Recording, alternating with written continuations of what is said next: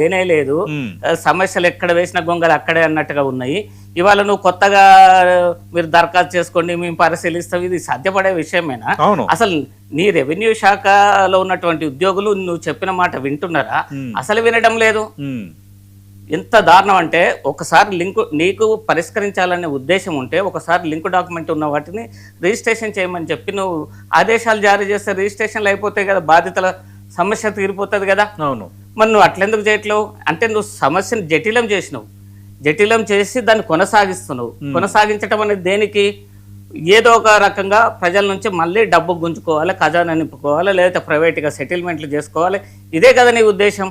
మరి ఇంకా వేరే ఉద్దేశం ఉంటే నువ్వు ప్రజలకు మంచి చేసేవాడు, నువ్వు గొప్పవాడివి, ఏదో పొరపాట్లు గతంలో జరిగిపోయినాయి, గత ప్రభుత్వాలు చేసినాయి, మేము నీతివంతులము, సత్యారచంద్రులము, మేము శిబి చక్రవర్తులు లాంటి వాళ్ళము, అవసరమైతే మా మాంసం కోసి మేము ప్రజలకు ఇస్తామని నువ్వు చెప్పేటోడివి.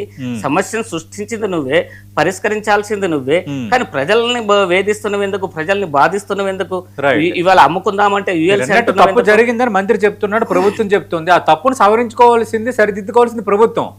ఇప్పుడు ఏంటంటే మీ పెట్టామా అనుకోకుండా తప్పులు జరిగాయని. ఇప్పుడు ఇంకో నేను ఇంత ప్రస్తావించాను, 3 అసోసియేషన్ మీరు వివరణ ఇచ్చారు. మంత్రి చేసిన ప్రకటనలో 4వ అంశం ఏంటంటే జిహెచ్ఎంసీ హెచ్ఎండిఏ ద్వారా విక్రయించిన ఫ్లాట్లను ఆన్లైన్లో ఎంట్రీ చేయలేదు, అందుకే ప్రోహిబిటెడ్ జాబితాలో చూపిస్తున్నాయి.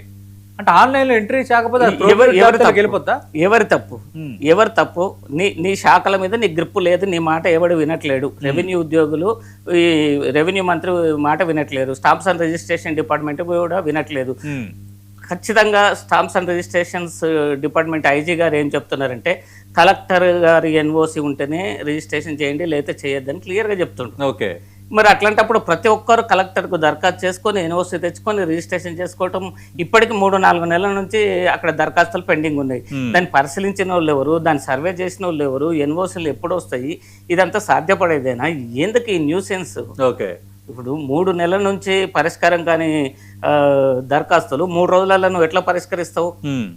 నీ ప్రభుత్వం ఇంకో 2 సంవత్సరాలు ఉంది, ఈ 2 సంవత్సరాల పరిష్కారం అవుతుందా?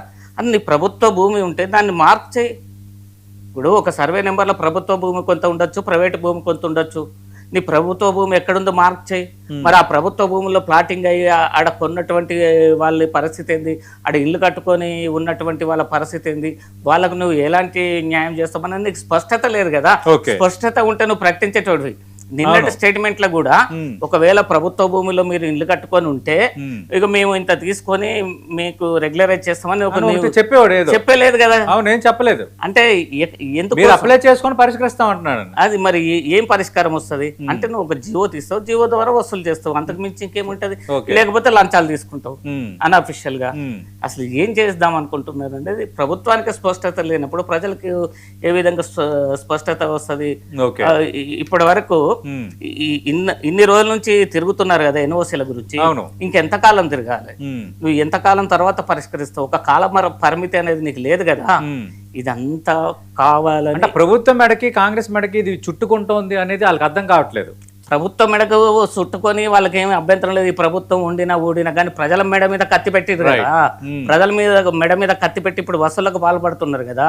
ప్రభుత్వ ఖజానా నింపుకోవడానికే కావచ్చు, వీళ్ళు కలెక్షన్ చేయడానికే కావచ్చు, ఇంకేదైనా కావచ్చు. ఇవాళ ప్రజలను చెప్పులు అరిగేటట్లుగా రెవెన్యూ ఆఫీసుల చుట్టూ తిప్పుతున్నావు కదా. ఇది ఎంత దుర్మార్గత్వం! ఒక క్షమాపణ సరిపోతుందా? ఒక క్షమాపణ తోటి నేను అడుగుతున్నది అదే. ఇప్పుడు నారగొని ప్రవీణ్ గారు, మీరు బాధితులు మీరందరితో మాట్లాడుతున్నప్పుడు సమస్య ఎంత పెద్దదిగా ఉందో కనిపిస్తోంది. నిన్న మంత్రి ఇదేదో కొంత చిన్న సమస్య, 757 దరఖాస్తులే వచ్చాయి, కొన్ని పొరపాట్లు జరిగాయి, ఎంతసేపు వీటిని పరిష్కరించేస్తామని చాలా ఈజీ మేనర్లో, అంటే ఈ సమస్య తీవ్రతను తగ్గించేలా మాట్లాడుతున్నారు. ఏమంటారు? నేనే ఒక 30 కాలనీలను నిషేధిత జాబితాలో నుంచి తొలగించారు. ఒక్కొక్క కాలనీలో 30 కాలనీలు, ఒక్కొక్క కాలనీలో 1000 నుంచి 3000 ప్లాట్లు ఇండ్లు ఉన్నాయి. కలెక్టర్ గారి దృష్టికి తీసుకెళ్ళి వాటి మీద స్పష్టంగా ఆయనకు వివరించి మా లెటర్ ప్యాడ్ మీద క్లియర్గా ఇస్తే ఆయన 30 కాలనీలని మేడ్చల్ మల్కాజ్ జిల్లాలో తొలగించడం జరిగింది. అంటే కనీసం 3000 కాలనీలు ఒక్క జిల్లాలో ఉంటాయి.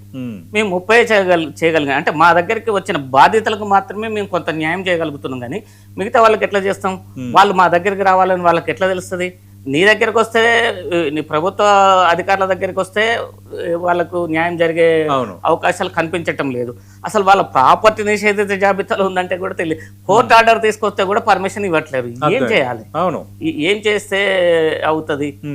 ఆ తప్పులు జరిగాయని మంత్రి పొంగిరెడ్డి మాట్లాడుతున్నాడు కానీ అసలు తప్పేమీ లేదు అంటూ కోర్టు ఆర్డర్లు ఉన్న భూములను కూడా నిషేధిత జాబితా నుంచి తీయాలంటే మాత్రం ఏదో ఎక్స్పెక్ట్ చేస్తున్నారు. వీళ్ళకు ప్రజల మీద గౌరవం లేదు, కోర్టుల మీద గౌరవం లేదు, దేని మీద గౌరవం లేదండి. రాజకీయ నాయకులు, రాజకీయం అనేది వాళ్ళ వ్యాపారంగా మారిపోయింది. వీళ్ళంతా వ్యాపారస్తులకు ధ్యేయమైంది సంపాదన. ఆ సంపాదన ధ్యేయంగా ఇప్పుడు ప్రజల్ని పీడిస్తున్నారు వీళ్ళంతా భూబకాసురుడు. ఓకే, భూబకాసురుడు పీడించటమే తప్ప వీళ్ళు ప్రజల సమస్యల్ని పరిష్కరించారు. ప్రజలకు లేని సమస్యలను సృష్టిస్తున్నారు. ఇప్పుడు ఇంతకాలం 30-40 నుంచి 40 సంవత్సరాల నుంచి లేని సమస్యని వాళ్ళు నువ్వు సృష్టించినవు. ఇలా దేనికోసం సృష్టించినవు, ఎందుకు సృష్టించినవు? నువ్వు న్యాయం చేసేటోడివి అయితే నువ్వు అసలు ఈ ప్రకటనలు చేయకుండా, ఈ రిజిస్ట్రేషన్లు ఆపకుండా, ఇగో మీది నిషేధిత జాబితాలో ఉంది అని వాళ్ళ ఇంటికి ఇప్పుడు ఏదో ఓటర్ల కోసం అసలు నిజంగా ఎంత ఇష్యూ జరిగింది, అధికారులది తప్పు ఉంది, మా తప్పిదాలు జరిగాయి, ఈ విధంగా తప్పులు చేశామని అన్ని తప్పులు కూడా ఆయన వైపు నుంచి అంటే ప్రభుత్వం వైపు నుంచి ఎన్ని తప్పులని ఆయన చెప్తున్నారు. అలాంటప్పుడు ఈ 22A నిషేధిత జాబితా నుంచి అన్ని తొలగిస్తున్నాము, మళ్ళీ రీసర్వే చేస్తాము, చేసి కరెక్ట్ జాబితా ఇస్తాము అన్న మాట రావట్లేదు మంత్రి నుంచి కానీ, ముఖ్యమంత్రి నుంచి కానీ, ప్రభుత్వం నుంచి. భవిష్యత్తులో మళ్ళీ ఇలాంటి తప్పు చేసేసాము, మీరు సర్దిద్దుకొని మీరు అప్లై చేసుకోండి, మీ కర్మ మీరు అనుభవించండి. కరెక్ట్, మీ కర్మ మీరు అనుభవించండి. భవిష్యత్తులో కూడా మళ్ళీ ప్రాబ్లమ్స్ రావు, మేము చెయ్యమనే గ్యారంటీ ఏమీ లేదు. భవిష్యత్తులో కూడా ఇట్లాంటి ప్రాబ్లమ్స్ సృష్టించవచ్చు. బాధితులు ప్రజలు మాత్రమే ఉంటారు. వీళ్ళు మాత్రం సంపాదించుకొని బయటపడతారు. ఇప్పుడు ఈ ప్రభుత్వం పోతే ఇంకో ప్రభుత్వం వస్తుంది. ఈ ప్రభుత్వంలో తీసుకొచ్చిన జీవోలు ఆ ప్రభుత్వం చెల్లదంటున్నారు. ఇప్పుడు వీళ్ళు గత ప్రభుత్వం తీసుకొచ్చిన జీవోలను వీళ్ళు పక్కకు పడేసారు. ఫర్ ఎగ్జాంపుల్ 118 జీవో ఉంది, 44 కాలనీలు ఉన్నాయి, 18,000 మంది బాధితులు ఉన్నారు. ఆ గవర్నమెంట్ లో ఒక 4,000 మందికి రెగ్యులరైజ్ అయినాయి.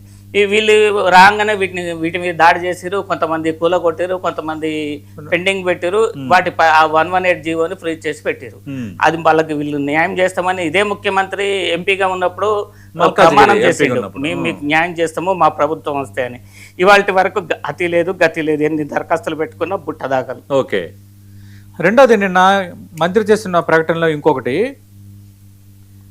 రంగారెడ్డి జిల్లాలో 12 ఎకరాల భూమిలో 2 ఎకరాలు భూదాని భూమి ఉండగా ఈ 2 ఎకరాల జాబితా పెట్టాల్సినపై మొత్తం భూమిని పెట్టారు. అంటే ఆ 10 ఎకరాల్లో ఉండి నిషేధిత జాబితాకు అర్హతలైన వాడిని నిషేధిత జాబితాలో పెడితే